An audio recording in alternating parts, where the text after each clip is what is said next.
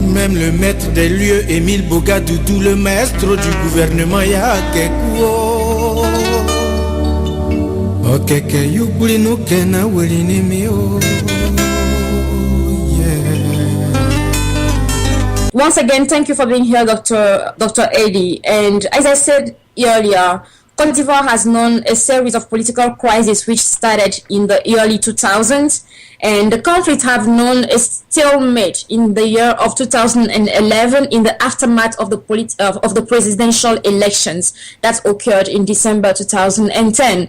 The conflict has caused the death of thousands of Ivorian citizens, and hundreds of thousands of them had to flee the country into neighborhood countries. And today, Cote d'Ivoire seems to be healing from that very severe conflict, which has caused a lot of wound in the hearts of many Ivorian people. So, Dr. Edi, my first question to you this evening is, how is Cote d'Ivoire today? Well, thank you. I think you painted the landscape of the Ivory Coast is really not relishing. It is not something of, let's say, of pride for some of us who are from this country. You know that the Ivory Coast was known in the years that passed as the country of political stability under the leadership of our first president, even though it was a one-man rule. We also know that the Ivory Coast was known in the years past as the country of hospitality that have hosted and welcomed so many nationals from neighboring countries. I have to tell you that the Ivory Coast today has about 26% of its population, at least, if not at most, 40% of that population that comes from the neighboring countries. But today, at least since 1999, this status has changed. The Ivory Coast today has fallen into the abyss of countries, or the categories of countries that are known for chronic instabilities. And of course, since April 11, 2011, as you just said, the country is still making ways, looking for ways to move ahead with the peace and reconciliation process, which has slackened and which, of course, has gone nowhere. And the chaos is still there at all levels. We'll probably have the chance with many more questions to go into details, but the Ivory Coast is not doing good. The simple reason is that the social fracture is very deep as of now, and it makes it very, very difficult to even engage in a true political dialogue among or between the main political actors. This is the very broad picture that I can paint for you and for your listeners. We understand that, Dr. Edi. What is the main cause of the conflict that the Ivorian people are having today? Some believe it is grounded in ethnicity. They believe that there's an ethnic conflict between people from the north and the south and the east and the west.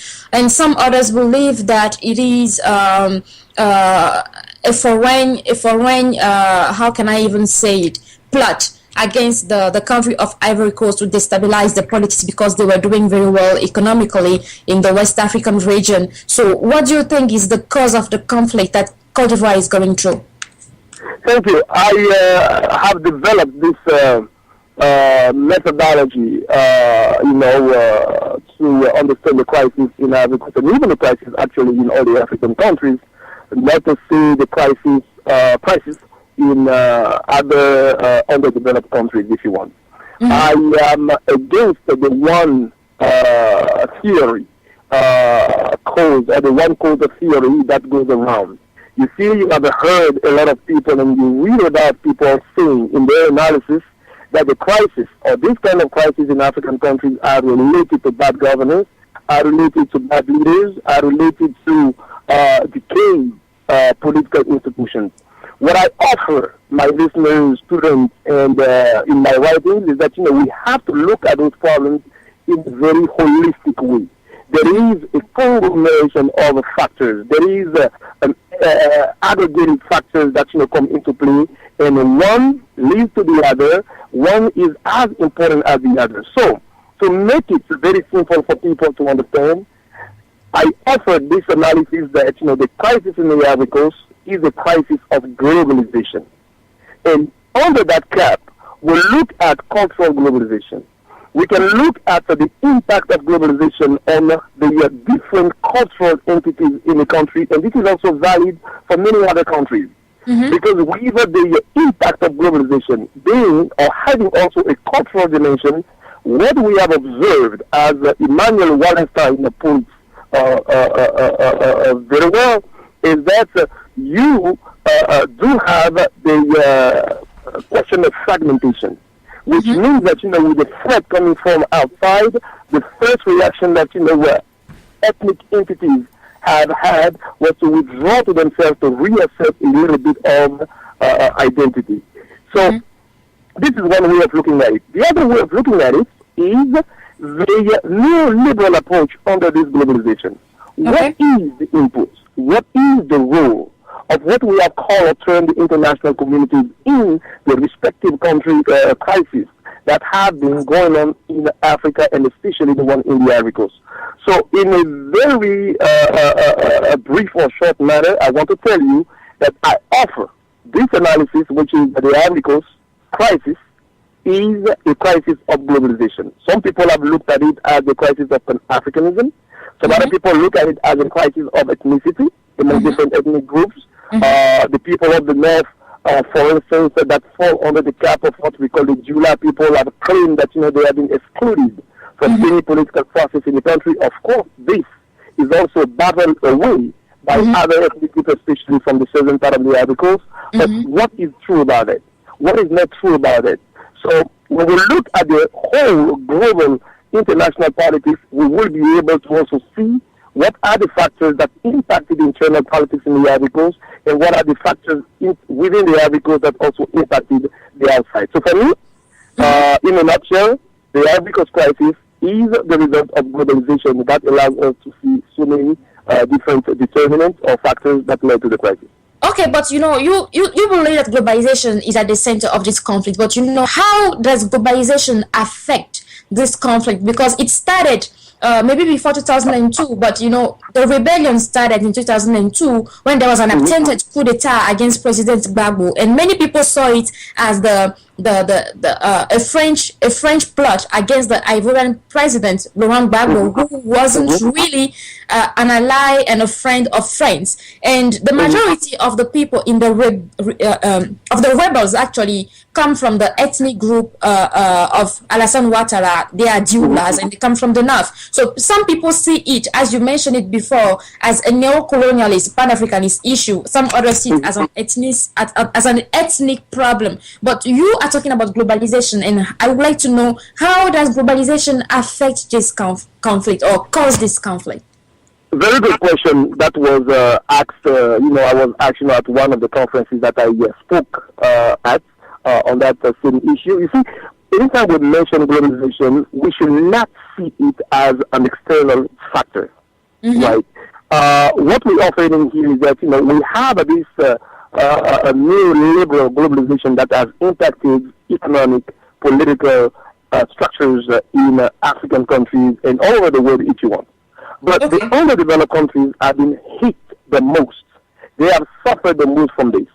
One way of seeing it, for instance, will be the structural adjustment programs that were pumped into African countries as a way to redress their lethargic or decaying economies at the end of the 1980s. By the 1990s, what was stipulated out of the Washington Consensus, for instance, was said. It was said that if those underdeveloped countries accepted to lower the barriers, open their economies, move for more democracy in those countries, and therefore end with the one-party systems, this will allow, in the long term, the economies to be better, the political system to be better, and of course, people will enjoy much more freedom. You understand? So that's this picture, if you want to know, this strategy was implemented in most of the African countries. In other words, you have the failure of these structural adjustment programs that increased the level of poverty. The more aid came, the more, of course, the poverty line increased. So you have that one aspect. The second aspect is the social impact of those structural adjustment programs, which is this way. When you have to divest most of your publicly owned firms, government-owned firms, if you want, you create, when you divest, you privatize, and therefore what do? You reduce the workforce. And when you reduce the workforce, of course, you catch so many people, unemployment goes high because the so-called ability to hire more people did not happen. So you create a group of discontent people. You can also, in the case of the articles, track that back to the 1980s when the economic policies of the country start failing, and when the structural adjustment programs that came in as a buffer also failed.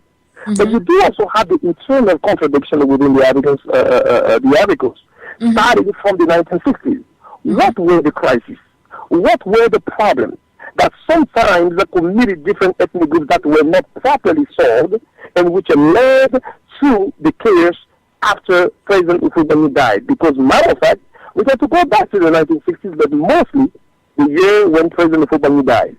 It is at that point that those, if you want, ethnic contradiction that you want, in terms of I was excluded from the process, people don't like me, people don't want me to be president of the Ivory Coast because I come from the north.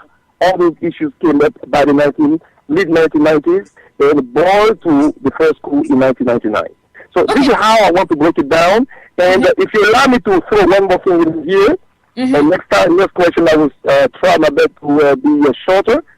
It is the question of the implication or the involvement of France, especially. And I want to stress that. I have talked about neoliberalism. We can take as reference the speech that was made at La Bonne in 1990, June of 1990, by the former French president, François Mitterrand. One thing that he has said is that the mechanism of neocolonialism has changed to move into new mechanism of what he has called parallel ways. And those parallel ways are what we call today the system of France-Afrique, which allow, if you want, France as a former colonial power to remain involved in Ivorian politics and to implement regime change whenever they want.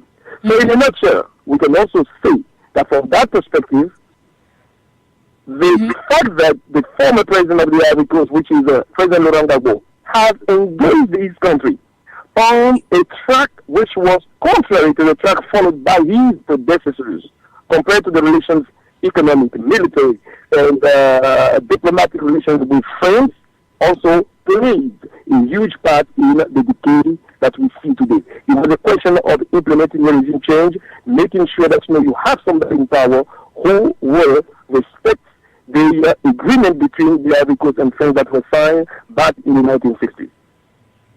Okay, thank you, Dr. Edi. But you mentioned neoliberalism and structural adjustment programs, and that's a very interesting aspect.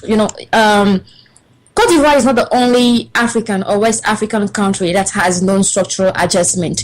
Actually, several countries in Africa have non-structural adjustment through the intervention of the IMF due to their economic crises. And as you stated, structural adjustment programs lead to the cutting of government expenditures. As a result, they privatize government-owned companies. They reduce funding for public services such as schools, hospitals, etc., etc. Some believe in the West that it is the solution for development, and some others are very pessimistic about this way of an economic system that is self-regulatory. But what I want to say is that Cote d'Ivoire is not the only country in Africa that has non-structural adjustment. Why is it that Cote d'Ivoire has known one of the worst political crises and civil wars in Africa, though it has one of the best at the time, at least in the French African countries which use the French currency CFA? Cote d'Ivoire had the best economy, so they were not doing as bad as other countries such as Niger, Togo, Benin. However, they had the worst conflict. So how is it that others did not fall into such trap And how is it that others didn't have the same problem that Cote d'Ivoire had if globalization was the issue? Thank you. I told you earlier that, I put globalization as a big cap, as a way to analyze all the different factors that play into the crisis in the Ivory Coast.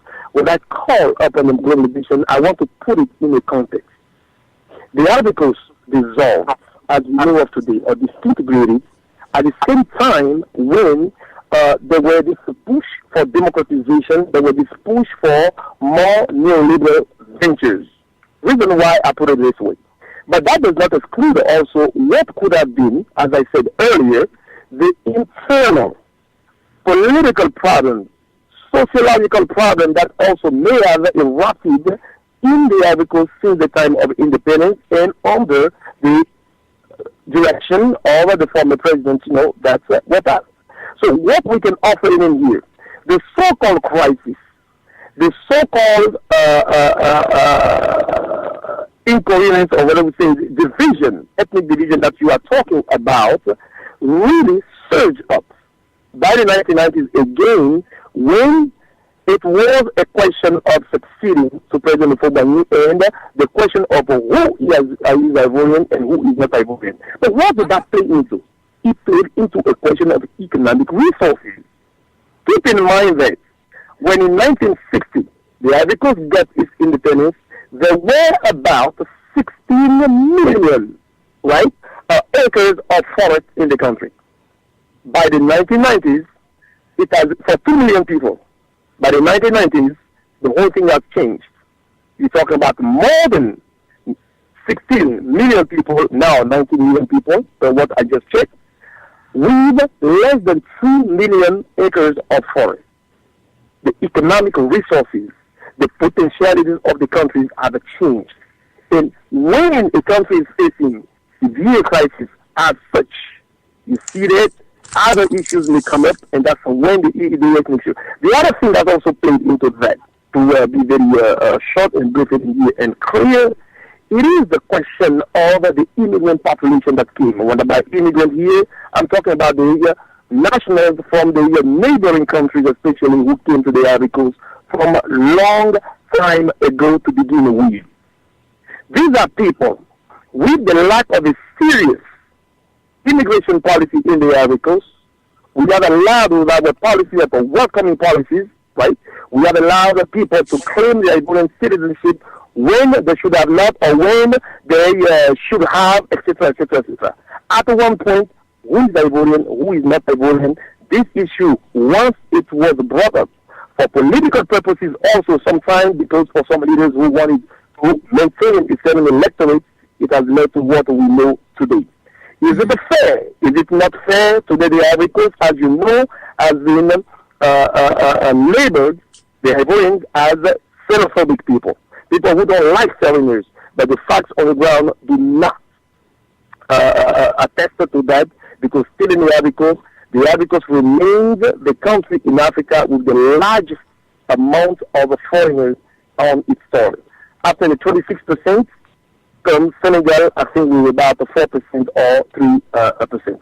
So, again, in analyzing the causes of the crisis in the Ivory Coast, I do not want it to be very provincial. I don't want to be very narrow-minded.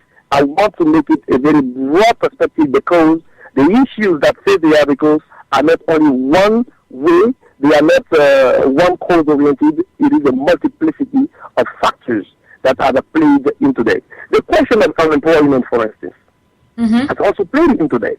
Because you know that, in countries where you have young people trained, formed, educated, who do not have access to employment, using the barrel or the gun becomes another way to make a life. And this is also what we have observed. It was the case in Liberia, it was the case in Sierra Leone, it was also the case in the Ivory Coast. So the Ivory Coast probably had it the worst because of this involvement of the foreign nationals in our situation, because as we say, the more blessed you are, the more difficult it becomes for you sometimes to unite the people. So these are some of the explanations I can give to answer your very provocative question. Okay.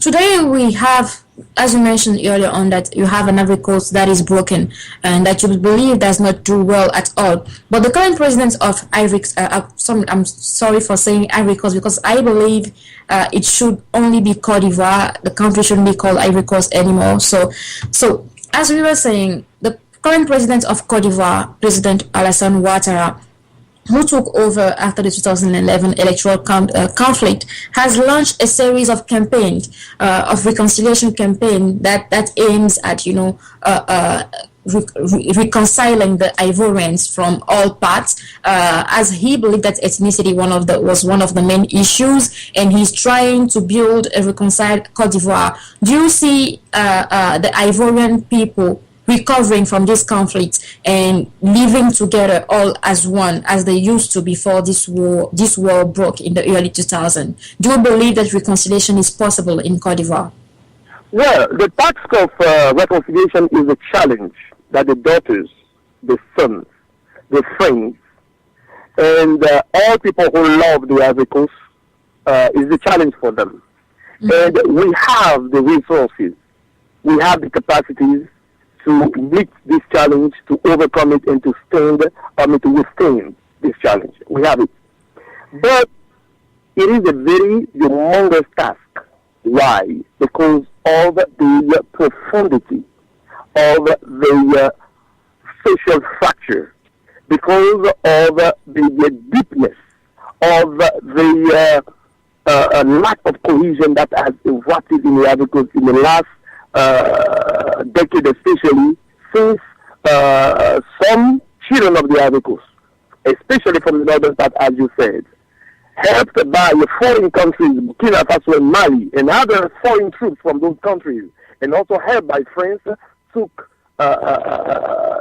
attacked the country to change the regime, but they have maimed. For 10 years, the Ivory Coast had been split into two. A parallel administration was set in the northern part of the country away from the central government in Abidjan, and that parallel government has established a custom office, has established a tax office, if you want, a revenue office, and has pumped and exploited the natural resources over there. All the reports from the International Crisis Group and many other organizations are there to attest to that. Mm-hmm. What is hurting most of the Ivorians is the fact that during all this time, the so-called international community, or let me say the international community, starting with the United Nations, having a quiet on the exactions that took place. This rebellion has claimed about more than 10,000 people that were killed. Mm-hmm. In addition to that, it is the economy of the Ivory Coast that has also been maimed. It is the educational system that was also impacted. This rebellion did not do anything good to the Ivory Coast. But yet, to come back to your question, the people of the Ivory Coast are resilient. You will see that, during the time of his leadership, during his tenure, President Laurent Gbagbo has led his supporters, the people in the Ivory Coast who were against the rebellion, and who still today are speaking against the rebellion. These people have accepted some of the process in order to bring peace and reconciliation. You will see how, or what was the atmosphere, how President Laurent Gbagbo, for instance, treated his opponent, the same people who were actually behind the rebellion. But today, it is not the case. So, what is making it difficult is, number one, the fact that the current regime has jailed the people who yesterday forgave them the weapons that they took against them. Number one. Mm-hmm. Former First Lady Simone Gbagbo is still incarcerated. President Gbagbo was incarcerated in the northern part of the Ivory Coast, and then after that, took to the International Criminal Court at The Hague. And this is the same thing that his supporters have been calling. Even the chairman of the political party of President Gbagbo makes it a point, a focal point in the discourse. Here in the diaspora too, we who defend the sovereignty of the Ivory Coast, who we believe that the Ivorian constitution should have been respected, The decision of the Ivorian Constitutional Council should have been respected. We believe that the freedom or the release of President Gbagbo will probably accelerate the process of reconciliation and dialogue. Matter of fact, Farida, on December the 5th, before he traveled to South Africa to pay his respect to Nelson Mandela, Mr. Alassane Ouattara, and I will not go to call him president since he has not been elected and I don't believe in that, Mr. Alassane Ouattara attended a church service in memory of former President Ivorian. During that service, the priest, the Catholic priest that preached the sermon, in his sermon, he made it clear that, in his belief, his advice will be to have President Laurent Gbagbo and Mr. Alassane Ouattara sit at a table to start a negotiation. This is coming from a priest. And it has made the buzz now in the Ivory Coast going around because it is the first time, if you want, for a long time that a priest, a member of the clergy, has stood up to make a statement of such. That tells you how difficult the task of reconciliation is. But difficulty does not mean that it is impossible. It just means that we have to invent a mechanism to restart a true political dialogue in the Ivory Coast. To end on that question, I would say, in my perspective, with all we have analyzed, looking at the history of the Ivory Coast from the 1960s at least to the 2010, Mr. Alassane Ouattara and his regime will not be able to reconcile the Ivory Coast. It cannot be possible with them. Because in 3 years, they have not done anything to move the reconciliation process ahead. A commission was instituted by July of the year 2011. For 2 years, this commission just submitted the report of the 2 years activities, and here we are still. The political dialogue is still stalled. Yes.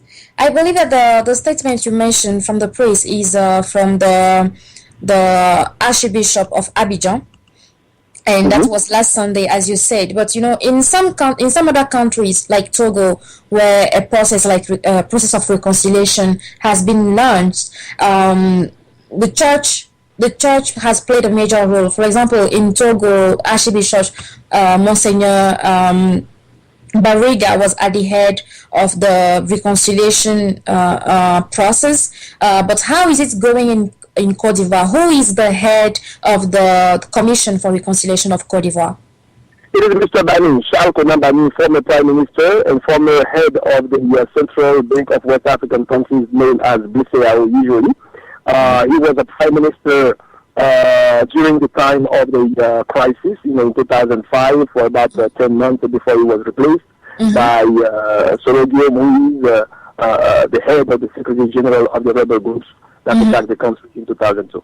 He is the one who was appointed in July of 2011 to chair the True Reconciliation and Dialogue Commission. Okay. And which role do you believe that the international community has been playing in this process? Oh, listen, if we go back to 2002, when the rebellion started, the fact that this international community has not been able or refused to condemn that rebellion firmly and to help the legal authority, democratically elected the regime of President Gbagbo in the Ivory Coast at the time, to solve that issue. The fact that they forced them to the table of discussion was an automatic or a de facto recognition of these rebel groups, the same way it has been done in Libya, the same way it has been done in Syria as of now. But you got to understand that before the case in the Ivory Coast, there has not been any other case like that in recent period. So what happened in the Ivory Coast, what happened in Libya were actually examples of things that were to be replicated, and then we see that in Syria and in other countries. We see that in Mali. We saw that and we are seeing it now in the Central African Republic. This is what the international community did during the election in 2010. Farida, you are a very committed activist that I know for human rights and social justice. You follow the election in the Ivory Coast. You follow the aftermath of the election. You follow the stalemate that followed the election, the dispute over the results of the runoff, and you saw the role that the international community did. Here, I want to point at, three entities. Number one, the United Nations. Number two, France. And number three, the United States. Because you do remember that, President Obama, in March or April of the year 2011, made a YouTube statement in which he called on the Ivory Coast to follow or to accept Alassane Ouattara as the leader and have peace and dialogue, or to follow the path of Laurent Gbagbo and have chaos. Yes, I remember all this. I recall all that, Dr. Edi. But I made analysis. I discussed with activists from different countries of Africa, and few weeks ago I had in my show an activist from Madagascar in the French version of COUNTDOWN, which is the Counter-Rebel, and I also had an activist from Djibouti in the French version of Counter-Rebel. And what I've noticed is that it is always the French activists that believe that the international community is against them. I haven't felt that resentment from the non-French speaking countries such as the Gambia or Eritrea or Ethiopia. It's the French countries. This is very easy to explain, actually, right? Okay. We have to trace that sentiment, we have to trace that feeling, that knowledge, and that way of analyzing things to what we call colonization. What was the French system of colonization? What was the British system of colonization? It takes from there.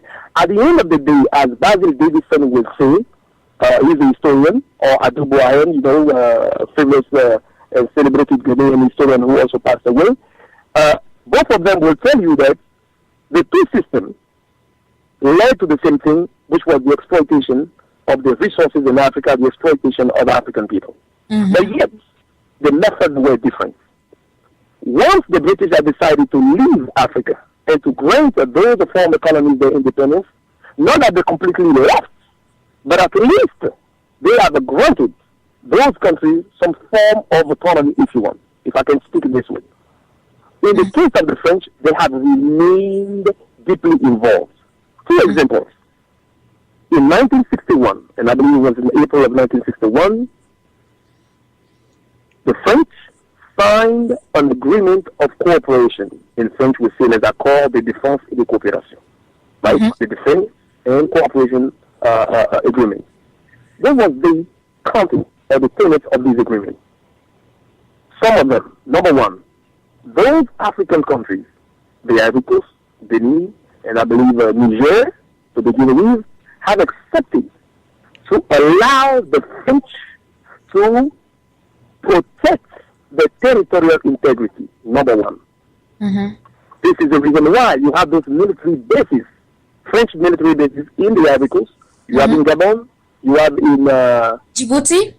In Djibouti, right? Yes. You have those military bases. You cannot maintain your independence with those military bases right there, which for the most part are located not far from the airport or actually close to the airport. So the control of the airways, number one. Number two, it is the fact that the French have remained deeply involved in the politics of those countries in terms of changing the regimes. I don't know if your listeners or anybody, and if they have not, I will recommend them to follow the documentary Jean Bedel Bokassa, former president of the Central African Republic. Yes, how he was put in power and how he was removed from power. What was his interaction with the French president by the name of Giscard d'Estaing, for instance? Same thing with David Dacko in this country. Another thing that we also want to look at is the French involvement in the economy of this country. Earlier, you said that the Ivory Coast is still using the French CFA as currency. But we all know the mechanism of this French CFA. This French CFA was called French African Community, or African Financial Community. It changed in all the time, but it is tied to the French currency. In other words, Mr. Agbo, who is a professor of economics in Paris at the Sorbonne, one of the universities, has been a strong advocate asking the African countries who are still using this currency to defend themselves and create their own currencies. This is how the French were deeply involved. Now, some very serious examples that I will give you. Do people know that before President Laurent Gbagbo came to power in the Ivory Coast, all the cabinet meetings, and when I say cabinet meetings, I'm talking about the weekly cabinet meetings that gather the head of the state plus the ministers. The agenda and the conclusion and resolution of those meetings were supposed to go to pass. Do we know this? Do we know that between the residency of the head of state, which is not far from the residency of the French ambassador in the Ivory Coast, the two residencies were linked by a tunnel? Where was that for? And that tunnel is what led to the arrest of the President Gbagbo, because the French led their military forces through the tunnel and went and arrested President Gbagbo. Exactly. But mind you that this tunnel, President Gbagbo has ordered the tunnel to be blocked. So in order for them to do that, in April of the year 2011, they had to bomb it and force their way in the tunnel and arrest him, because he was, of course, inside the bunker, which is, of course, the place that was, if you want to know, put together for the protection of all the presidents of the Ivory Coast. So, for that, those previous simple examples are given to you and to your listeners for them to understand what is the French connection in the situation in the Ivory Coast, in the situation in Mali, in the situation in the former French colonies. Not even to speak about Madagascar, not even to speak about Djibouti. Okay, I totally understand that, Dr. Edi, and thank you so much. We are going to take a small musical break for a few minutes, and we will be back. Thank you, dear listeners, for listening to Dr. Edi. We hope you are appreciating the show. It has been a very interesting debate, and we hope to have you soon. Please stay tuned, and we'll send you to Cote d'Ivoire with the music of Monique Seka.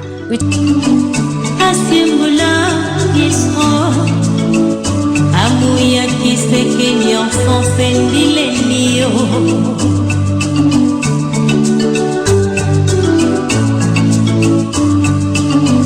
Nayemi mame bomi bayele.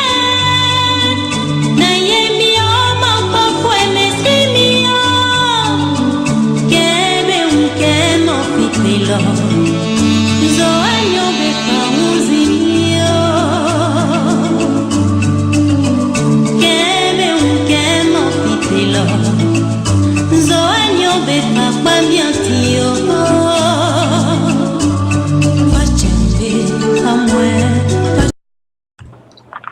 Dear listeners, thanks again for being with us today with Dr. Edi, who comes from Cote d'Ivoire. We hope you are enjoying the show. Thanks again. I will be opening the mic in the second half of the show, and you guys can join us on 240-813-4996. Once again, it's 240-813-4996. If you have any question to ask our guests. Once again, thank you and welcome to Countdown.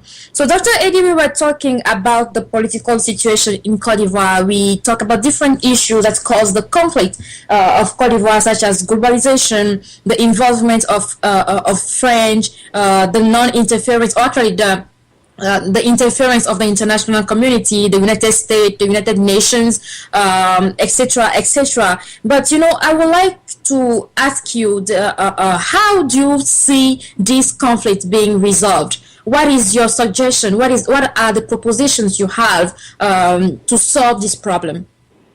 Well, we have participated. When I say we, at this time, I'm going to speak on behalf of the Committee of Action for Cote d'Ivoire, which earlier I did introduce as this coalition of organizations in the United States, organization of Ivorians, Africans, African Americans, who have joined us, sometimes as partners, some other times as full members, to, if you want to announce what has been the perjury in the Ivory Coast since April of the year 2011. What we suggest is not that different from what the majority of Ivorians who are seeking reconciliation in their country want. Of course, you understand that most of what I will say will be close to what anti, if you want to be this way, Ouattara people are saying. Number one, the task of reconciliation belongs to the victim. And in any situation,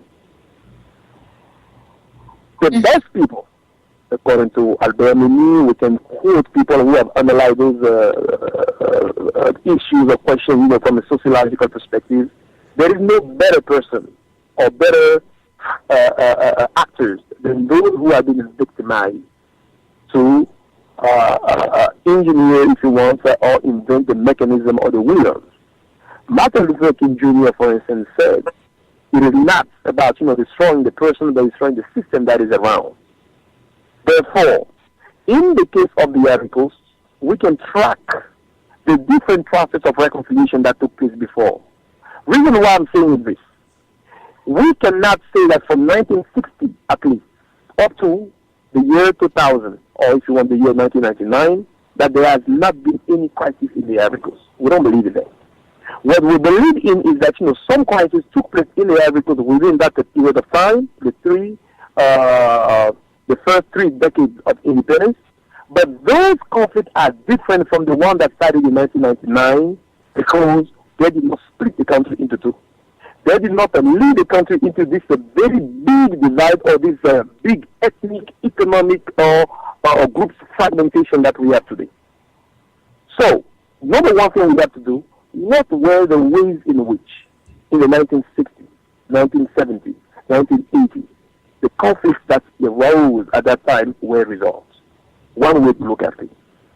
Second way to look at things in the current and present situation will be to release all the political prisoners.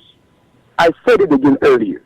It is very odd, very ambiguous, very difficult to understand how the people who yesterday took arms against their country, maimed the country, started a rebellion, but who were forgiven, who were even allowed to enter the government, who were even allowed to sit in national institutions, even to participate in elections, while they were not allowed to, per the Constitution. All that for the sake of reconciliation, the same people turn around today to lead into exile the same people who forgive them their sins, if you want. Dear listeners, where and in which African society unrighteousness is condoned over righteousness? Nowhere. This is the biggest injustice that the people of the Ivory Coast cannot cope with, and which makes the task of reconciliation difficult. So, the freedom and the release of all those political prisoners. As of now, 700 of them are in jail. As of now, Mrs. Simon Gbagbo is in jail. Not to say President Gbagbo himself. He has to be free. Because we continue to believe that he is the key to the door where the process of reconciliation in the Ivory Coast is resting.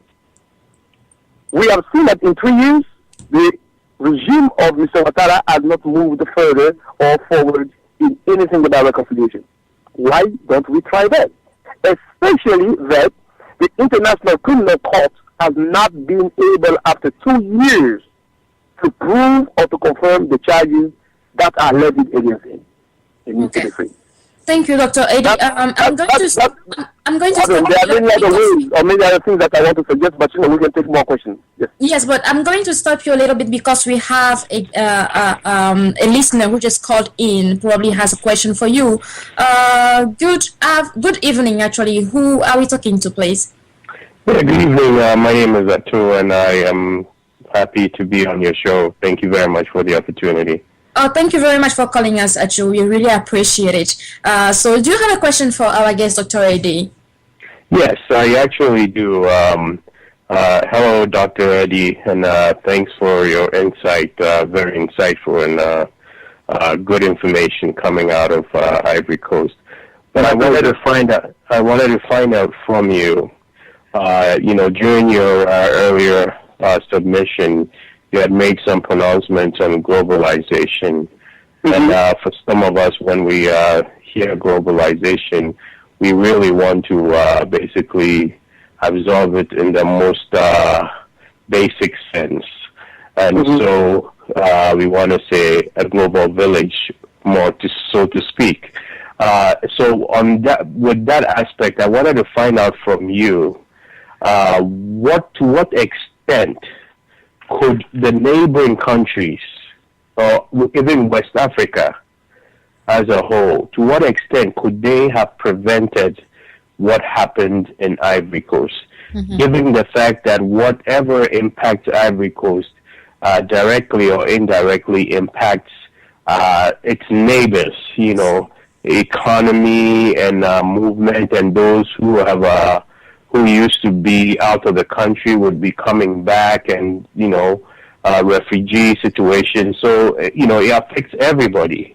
So I wanted to find out from you if you have a sense of what the West African community, or even countries like Ghana. Well, I'm not sure if I could expect much from Burkina Faso or Mali, because they were probably going through their own things. But for instance, Ghana, what was the role that they played? Could they have done better? Is there an expectation that you would have wished to see? Thank you so much for your question, which I think is very insightful, in the sense that it allows me to speak of the failure of two institutions. Number one, the ECOWAS, which is, of course, the economic community of West African states. We know that this organization, which we grouped 15, now 15, because Mauritania withdrew, 15 West African countries, and is the largest political, economic, regional organization.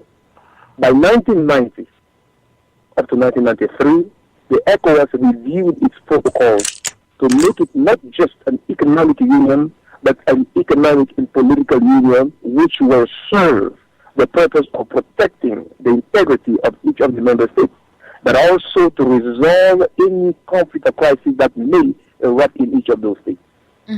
When the crisis started in the Ivory Coast in 2002, the ECOWAS, yes, truly, through lip service as usual, condemned the rebellion, but did not take any further steps, if you want, to ask the rebels to lay down their weapons and go for true and effective negotiation. I do remember that, where President Yadema at the time, when he was alive, I'm talking about his father, convened this Togo talk, if you want. But those Togo talk were thwarted, named, if you want, cut short by the French. The ECOWAS was weak enough at this point, again, to enforce that this meeting was going well. That's number one. Number two, in terms of the respective countries, Burkina Faso, as you said, you're not expecting much from Burkina Faso, but Burkina Faso remains a part of the ECOWAS. All the rebels that attacked the Ivory Coast found refuge in Burkina Faso from where they attacked, and it is even found and documented by the experts of the United Nations that some of the ammunition, the weapons that they used to attack the Ivory Coast, were actually part of the ammunition of the Burkina Faso army. You have, therefore, an infringement on the territorial integrity of the country, and you have a violation of one of the protocols of the ECOWAS. The same thing also happened with Mali. When you look at Ghana, technically Ghana did not participate. But at the time when President Kufuor was still in there, he has led some peace talk also. We talk about Accra 1 and Accra 2, that was at this time. And although things were going well, to recognize the preeminence of the government of President Gbagbo, President Kufuor changed his approach to the situation. Same thing happened with other countries. I want to mention Senegal. You see, in my book that was announced, in the brief introduction of me in here, which is Globalization and Politics in West African countries, I have said that one of the things that the West African countries can do through the ECOWAS, in terms of a peace, will be to develop 4 hegemons: the Ivory Coast, Senegal, Ghana, and Nigeria. These 4 countries, in my analysis, were strong enough, not only economically, politically, diplomatically, and also militarily, to watch over the stability of West Africa. Of course, keeping away any French involvement. This country did not play this role. Senegal, for instance, became the country that hosted the rebels, offered them, some diplomatic passport to allow them to travel around, and whatever they said also in the crisis. I remember the former president of Senegal saying that in the Ivory Coast, people from Burkina Faso are treated worse than any other black people are treated in France. This is very dangerous. And those kind of statements did not help in the situation. So, if we critique them, it means that, without them doing that and condemning strongly the rebellion, maybe we would not have been where we were. But again, that speaks onto the failure, the weakness of the ECOWAS. In the aftermath, and I'll end on that point, in the aftermath of the 2010 election, we also saw, even though some election observers from the ECOWAS, appointed by the ECOWAS, came and reported about the fraud that took place in the northern part of the country, the ECOWAS leadership at the time brushed that aside, and they had even convened to ask President Gbagbo not only to step down, but even to warn that they will use force against him. That again is something that goes against the protocols of the ECOWAS.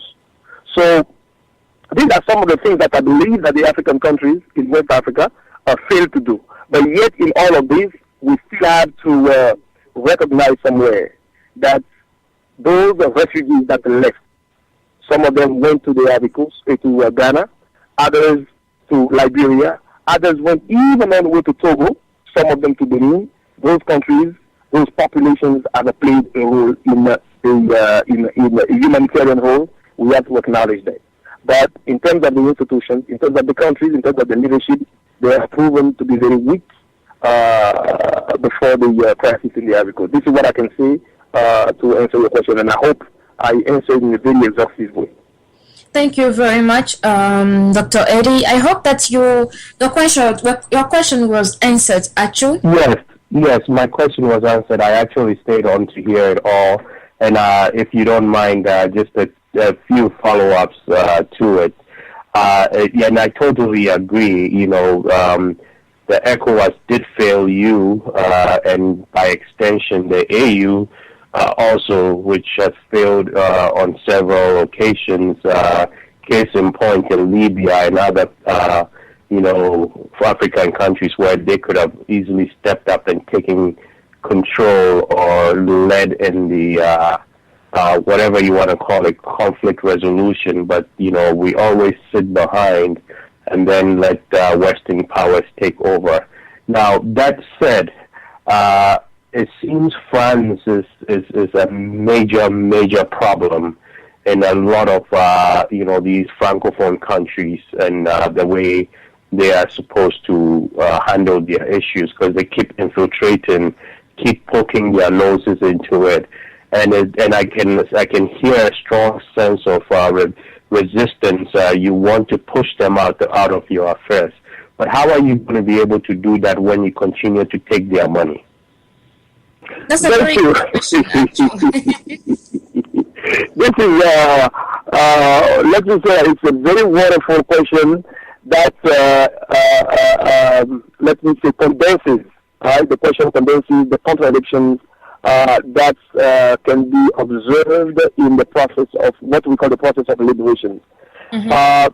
This is the reason why you have seen in the 2010, late 2010, and the first 4 months of 2011, the majority of Ivorians calling for the Ivory Coast to leave the French CFA zone, number one. Number two, you also observe that under his tenure, President Gbagbo has managed, through what we call a secure budget, it is the exact translation of a budget sécurisé, meaning that the country will feed itself on its own resources, minimize its borrowings and loans from other countries, of course the international institutions, financial institutions, and make sure that, the budget is predicated on the taxes, the revenues that the country gets.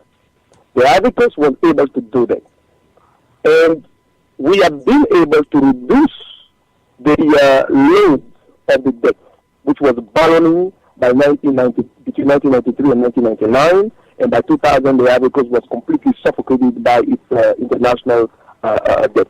So, which we were able to do during this time. The other thing that was also possible is that we talk about the highly indebted poor country initiative. In French, we talk about PPPA. In order to meet that point of decision, which came at the end of 2011, is because of the work that was done by the previous government in terms of reducing loans and all that. So how can we actually get ourselves away from the French if we continue to get our money? The simple answer will be what Julius Nyerere said by the time he was alive. Julius Nyerere, first president of Tanzania, said, one critical problem that the African countries are going to face during their independence, and which will maintain their independence, is the question of international debt. The more you borrow, the more you surrender your sovereignty and your autonomy. So that's all I can say about that. It is a big contradiction. And the other side of the contradiction is also that the Ivorians, we claim we want to separate from France, but we are not able to even invent a mechanism to boycott the French product. Many Ivorians still travel with Air France. Many Ivorians still do conduct business with Air France. And the current regime of Alassane Ouattara, which of course, does not want the Ivory Coast to move away from that tie, has, if you want, reinforced the cooperation and defense agreement that was signed in 1961 when it came to power and travel to France the first time, at the end of 2011. So this is what I can say to answer your question. It is a big contradiction that we need to find a way to get out of it. It is not going to be an easy road. It's going to be very tedious because all the countries that have attempted to move away from the former paternalistic relationship with France were faced with violence, with disaster, with a killing. Okay. So we got to be aware of that as we move forward.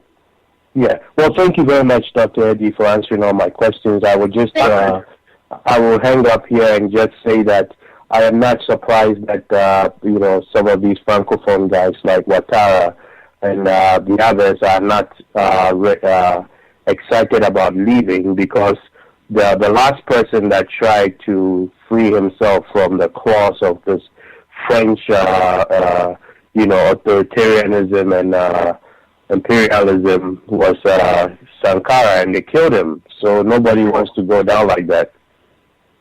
Indeed. Thank you very much, Acho. Thanks for being with us. Dr. Edi, we thank you as well for being with us today. Unfortunately, we are kind of like at the end of the show because our 1 hour has expired. Sure. And I will only ask you in this term to conclude. What do you have to say to the Ivorian youth and other African youth who are listening to you in terms of rebuilding Ivory Coast and protecting Ivory Coast or many other African countries from falling under such a devastating political crisis? What is your wish for them, and what is your message for them?